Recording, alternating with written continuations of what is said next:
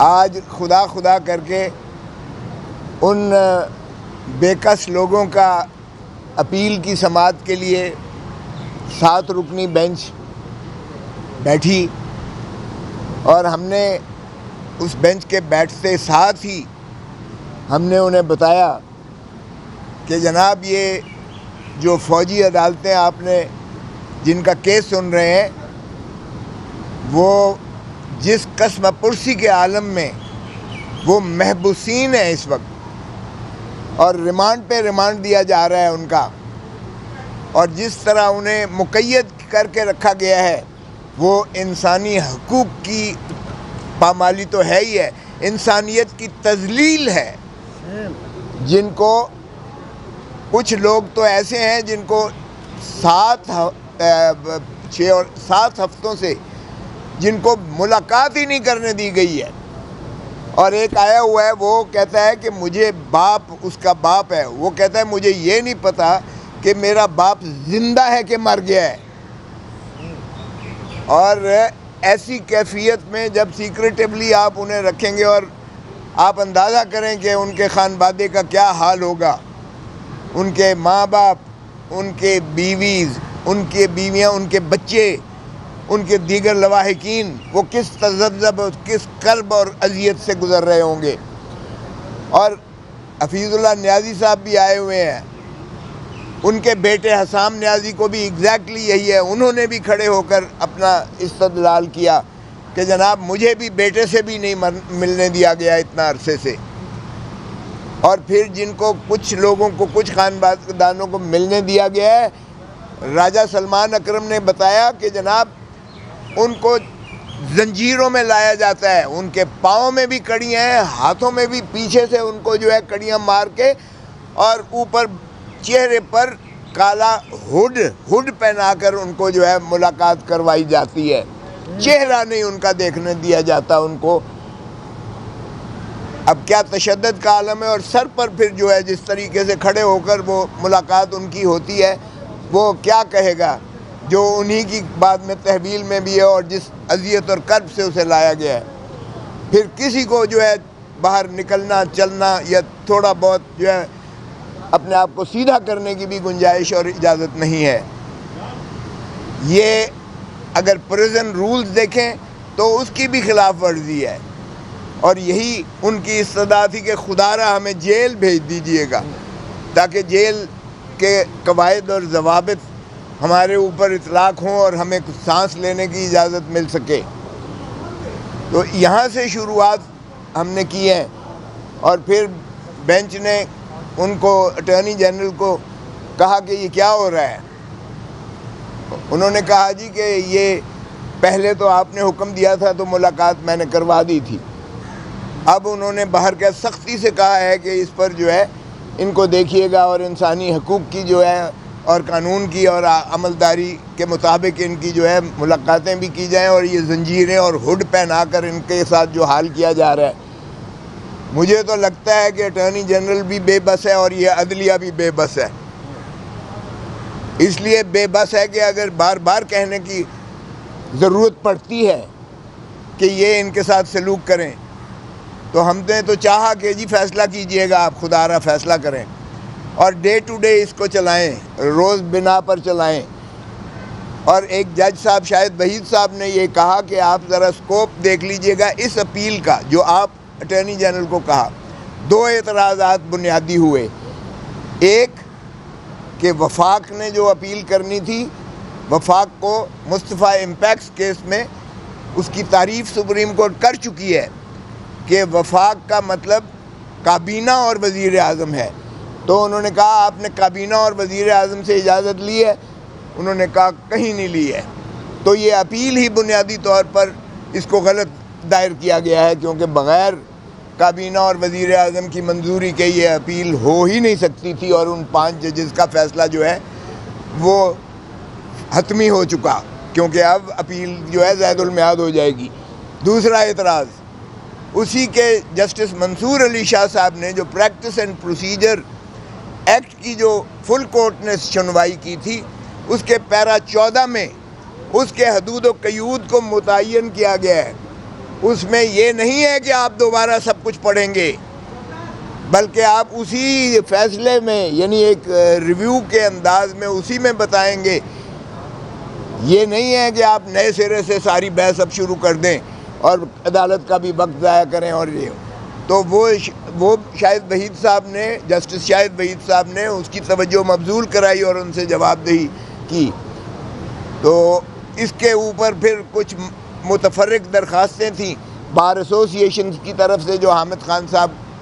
کو انہوں نے وکالت نامے دیے تھے استدلال دینے کے لیے. تو اس میں انہوں نے کہا کہ ہمیشہ بار ایسوسیشن اس ملک کی، چاہے وہ 2015 والا فیصلہ ہے وہ بھی ڈسٹرکٹ بار ایسوسیشن راولپنڈی کے سے منسوب ہے جو 2015 کا ہے، اور اسی طرح 2009 والا کیس بھی جو ہے Sindh high court bar association کی توسط سے یہ عدالتیں بحال ہوئی تھیں. تو بار کا ہمیشہ یہ ایکچولی دامن کا ساتھ ہوتا ہے، جہاں آئین کی پامالی ہو بار ایسوسیشنز اور بار کونسلز یعنی کالا کوٹ اور وکلاء ہمیشہ اس کا تحفظ کرنے کے نہ صرف اپنے ضابطے کے تحت ان پہ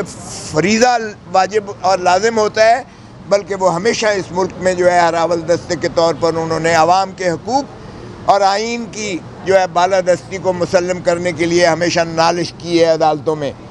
اور یہی رول جو ہے وکلاء ہمیشہ پرو پیپل استعمال کرتے آئے ہیں. تو ان پر بھی انہوں نے کہا کہ ہم آپ کو سنیں گے. اب ہم نے کوشش کی کہ جناب اس کو ڈے ٹو ڈے چلائیے گا خدا را، کیونکہ جو ان کے ورثاء بھی آئے ہوئے ہیں جو محبوسین ہیں، اور وہ لوگ بھی جو ہے چونکہ ان کو اجازت نہ دی گئی، کمرہ فل پیک ہونے کی وجہ سے انہیں نہ دی گئی، لیکن ان کی بھی ذرا سنیے گا کہ وہ کس قسم کی جو ہے ان کے ساتھ ظلم اور زیادتیاں اور تشدد اور جبر ہو رہا ہے. مجھے ایک خود چونکہ میرے حلقے میں ہے یہ کور کمانڈر ہاؤس، جہاں سے میں MNA بنا ہوں، میرے حلقے میں ہے وہ، تو وہاں جو ہے NA 122 میں ہے. تو وہاں پر جو میرا ایک آیا اور اس نے کہا میرے باپ پر اتنا تشدد کیا گیا کہ اس کا بازو ٹوٹ گیا، اور 7 ہفتوں سے مجھے ملاقات نہیں کرنے دی گئی ہے. ہمارے فیملی کو اب یہ بھی نہیں پتہ کہ وہ زندہ بھی ہے کہ اللہ کو پیارا ہو گیا ہے. تو اس طرح کی جو حالات ہیں، یہ انسانیت سوز سلوک کیا جا رہا ہے. آج سپریم کورٹ کے توجہ ہم نے مبذول کرائی کہ یہ پاکستان کے جو یہ انسانیت کے سوز جو سلوک کیا جا رہا ہے، آپ خدا را اس کو ڈے ٹو ڈے کی بنیاد پر اس کا فیصلہ کیجئے گا تاکہ ان کو مخلصی ہو اور انصاف دیجئے گا. انصاف کے متلاشی ہیں یہ لوگ جو 105 سے 20 اس میں سے جو ہے انہوں نے رہا کیے. وہ بھی پچھلے فیصلہ جو آرڈر ہوا تھا اس میں سپریم انہی بینچ نے حکم دیا تھا کہ ان 20 لوگوں کے جو فیصلے ہیں وہ فیصلے کی نقول اور ان کے متعلقہ ریکارڈ پیش کیا جائے، اور آج کوئی پیش نہیں کیا گیا. ہمارے اعتراض کے باوجود تو فرمانے لگے کہ کیا آپ اس کو چاہتے ہیں کہ یہ ہم اس بنا پہ التوا کرتے ہیں. ہم نے کہا نہیں، آپ کم از کم اپنے فیصلے پر تو عمل درآمد کروائیے گا، اس لیے کہ فیصلہ یہ لکھتے ہی نہیں ہیں، یہ فوجی عدالت نہیں ہے، یہ کورٹ مارشل جو ہے یہ عدالت ہی کہنا اس کا جو ہے میں سمجھتا ہوں یہ عدلیہ کی تضحیک ہے. آئین کے اندر آرٹیکل 175 کے تابع یہ نہیں ہیں عدالتیں، یہ کوئی فیصلہ نہیں لکھتی ہیں، دلیل نہیں دیتی ہیں، ایک گلٹی ناٹ گلٹی کر کے. آج بھی ہم نے کہا فیصلہ تو کم از کم دیجیے گا تاکہ آپ بھی دیکھ سکیں کہ یہ کون سا انصاف کے ایوان ہے کورٹ مارشل کی جو آپ عدالتیں کہہ رہے ہیں، جس پہ آپ نے معطل کر دیا اس آرڈر کو اور انہیں اجازت دے دی کہ آپ جو ہے ٹرائل چلائیں لیکن فیصلہ حتمی نہیں کریں گے. اور 20 کا آپ نے کہا کہ فیصلہ کر کے ان کو، اور انہی کا بھی آرڈر نہیں آ رہا ہے. تو ہم نے کہا ذرا دیکھ لیجئے گا، آپ کو نظر آ جائے گا کہ کس طرح سے انصاف کی دھجیاں اڑا کے کس طرح انصاف کو پامال کرتے ہیں. تو وحشیانہ جو بربریت روا کی جا رہی ہے وہ ویسے تو سارے ملک کی ماشاءاللہ ہے، لیکن بالا ترین عدالت سے ہمیں انصاف کی توقع ہے. اب 11 تاریخ اس پہ دی ہے انہوں نے، اور ہم نے استدعا کی ہے خدا را اس کو ڈے ٹو ڈے روزانہ کی بنیاد پر سن کر اس کو یکسو کیجیے گا، اس کا فیصلہ کیجیے گا پاکستان کی عوام، اور پاکستان کا آئین بھی آپ سے متقاضی ہے کہ انصاف دیجیے گا پاکستان کے شہریوں کو۔ جج صاحب السلام علیکم۔ میں یہ عرض کرنا چاہتا ہوں کہ یہ جو اٹارنی جنرل صاحب جن کو حکم ہوا ہے کہ آپ ریکارڈ سارا پیش کریں، یہ ریکارڈ کیوں نہیں پیش کر سکتے؟ یہ ریکارڈ پیش ہی نہیں کر سکتے۔ اس کی وجہ یہ ہے کہ جو بھی پنجاب سے مسلم لیگ نواز کا ایم این اے یا ایم پی اے منتخب کرایا گیا ہے، اس کے سین میں ایک لاش دبائی گئی ہے، نئی لاش۔ ہر وہ ایم این اے جو مسلم لیگ نواز کے ٹکٹ پہ پنجاب سے ہوا ہے، اس کے سین میں ایک لاش دفنائی ہوئی۔ وہ نواز شریف ہو، شہباز شریف ہو، خواجہ آصف ہو، مریم ہو، وہ لاش آپ نے دیکھی نہیں بھی ہے، وہ لاش سارے دنیا نے دیکھی نہیں بھی ہے۔ وہ کیسے کہ انہوں نے جب اپنی ویب سائٹ پہ 40-50 لاشیں یعنی فارم 45 اپلوڈ کیے اپنی ویب سائٹ پہ، تو وہ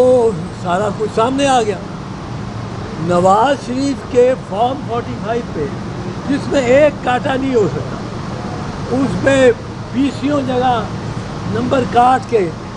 اور نمبر بڑھائے گئے، کئی جگہ 14 ہے تو وہ 614 کر دیا۔ یہ نواز شریف کی اپنی، اور وہ ریکارڈ لوگوں کے پاس ہے جو انہوں نے اپنی ویب سائٹ پہ بڑھایا۔ اب فارم 45 وہ ہوتی ہے جس میں ہر امیدوار کا نام لکھا ہوا ہے اور ہر پولنگ اسٹیشن کا نام لکھا، ہر نمبر 260 پولنگ اسٹیشن اور 15-20 امیدوار، یہ ہر پولنگ اسٹیشن پہ کس امیدوار کو کتنے ووٹ ملے ہیں وہ اس کا کھانے میں وہ لکھ دیتے ہیں۔ اب جب یہ لکھ دیتے ہیں تو اس کا کل جو ہر امیدوار کا کل ہوتا ہے وہ آپ فارم 47 میں لکھیں۔ تو اب فارم 47 اور فارم 45 میں تفاوت نہیں ہو سکتی، تفاوت ہوئی تو دھاندلی ہوئی۔ اب یہ فارم 47 لیے پھرتے ہیں، فارم 45 ہم مانگتے ہیں۔ فارم 45 پہ تو جب تک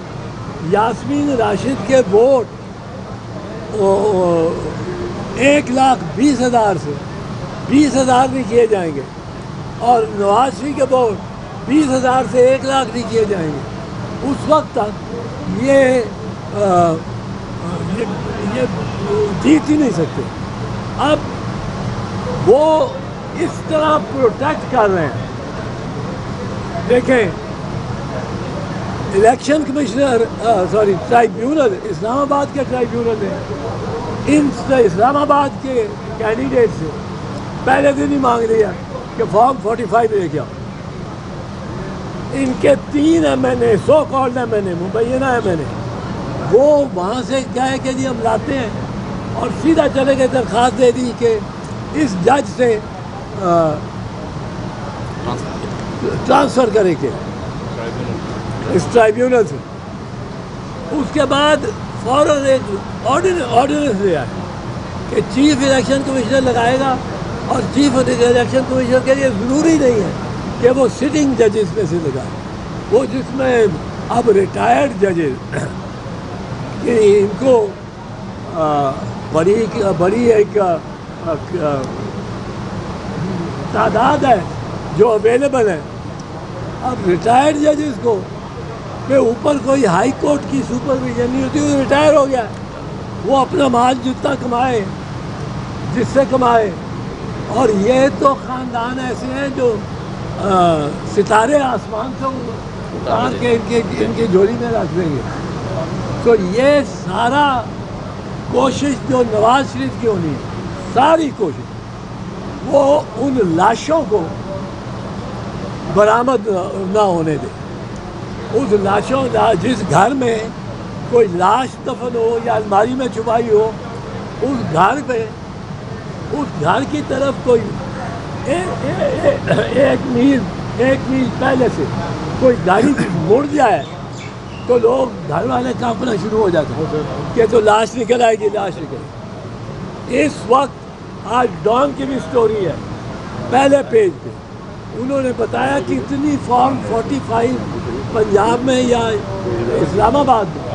गायब है। अगर गायब है तो चीफ इलेक्शन कमिश्नर राजा सुल्तान सिकंदर इसका जिम्मेदार,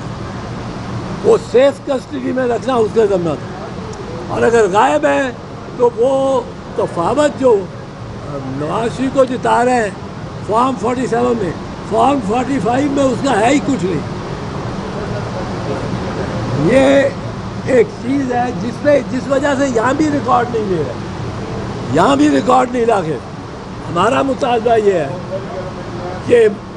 मुल्क के सारे फॉर्म 45 खासकर पंजाब, क्योंकि ये तरीका ईजाद किया गया था नवाज शरीफ को जिताने के लिए 2013 में। 2013 में आपको याद होगा नवाज शरीफ जब वोट सारे डिफर्स मिले,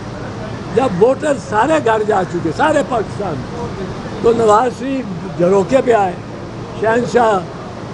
शाहजहां की तरफ या वो बैल्कनी में बकिंगम पैलेस की, और आके उन्होंने तकरीर की विक्ट्री की। और साथ क्या था, मैं आपसे सादा अक्सरियत नहीं मांगता हूँ, मैं मांगता हूँ 2/3 मेजॉरिटी, मुझे 2/3 मेजॉरिटी दो। अब 2/3 मेजॉरिटी वोटर तो नहीं दे सकते थे, वोटर तो घर जा चुका था। अब 2/3 मेजॉरिटी देने के लिए वो लोग थे जो रात को बैग्स खोल सकते, वो खलाई मखलूक थी, वो अनदेखे हाथ से जो रिटर्निंग ऑफिसर के सामने से वोट छीन सकते हैं और उनके कोई एहतसाब नहीं होता। ये अगर फॉर्म 45 ये लाशें अरसेन से निकल आई, ये जनाजा निकल जाएगा नून लीग का। मैं कहता हूँ अगर वो इतने शेर हैं, शेर उनका निशान है, लाएं सब अपनी लॉन फॉर्म 45। हमारे कैंडिडेट से भी मिल गए, ओन चौधरी भी लाए, सलमान अकरम राजा भी लाए, इस तरह मरियम के भी, और उनके खिलाफ जो था वो यास्मीन राशिद, और जो मरियम के पास है, और जो इलेक्शन कमीशन के पास है, वो सारा ही मामला 3 दिन में ख़त्म हो सकता है, 3 दिन में पाकिस्तान के हर हल्के में। और फिर मैं कहता हूँ स्पेशली पंजाब में राजा सुल्तान सिकंदर सुल्तान, बादशाह है, राजा भी सिकंदर भी और सुल्तान भी, वो राजा सिकंदर सुल्तान लाए रखे ये फॉर्म 45 ने जनाजा निकाल देना है। और इन्होंने कोशिश करनी है, हर कोशिश करनी है कि साल से पूरा गुजारे। 1 साल के लिए इलेक्शन कमीशन पाबंद है इस रिकॉर्ड को महफूज रखने के लिए। 1 साल के बाद वो इसको तलफ कर सकते हैं। 1 साल लेके जाना है नून लीग में, पहले 5 साल होता था, इन्होंने 1 साल कर दिया। 1 साल तक इन्होंने खेल के लेके जाना है कि फॉर्म 45 नजर ना आए। अब फॉर्म 45 के जो ट्राइब्यूनल वो मांगता है, उस ट्राइब्यूनल को के खिलाफ उसमें उसकी डिग्री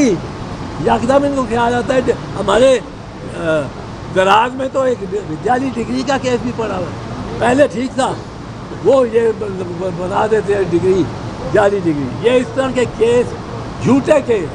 ये ट्राइब्यूनल पे भी बनाने जा रहे हैं, उनको दबाव भी डालेंगे और उनसे ये कहेंगे कि फॉर्म 45 तलफ करो। जब फॉर्म 45 आ जाएगी जिस हल्के की, पंजाब के MNA MPA की, हम देखेंगे वो किस तरह MNA MPA रहता है और किस तरह